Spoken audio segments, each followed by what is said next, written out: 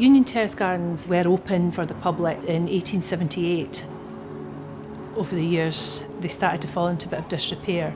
You know, it's such an amazing asset to have right in the city centre, but at that time they were not used. The passion for the gardens is clear and everybody wanted to bring them back into use. We're in a city centre site adjacent to a railway line. We're adjacent to Union Terrace. We have a very challenging topography with steep hillsides. The project itself consists of a number of different contrasting elements, from large-scale civil engineering works, putting in 3 new bridges and walkways, to very delicate conservation work, for example, the listed toilets.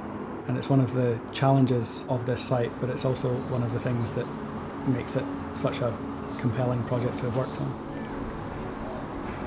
What really tied the scheme together is the landscape scheme had the place for the architecture, for the civil engineering, for the heritage, that took all of the elements of the gardens that were successful and made them better, and took all the elements that were challenging and effectively fixed them. And the pavilions were then added in to the landscape to provide attractor uses that would bring people into the garden, to act as lanterns which will guide you through the gardens, and also the large expanse of glazing allows people within the pavilions to look out over the wonderful landscape.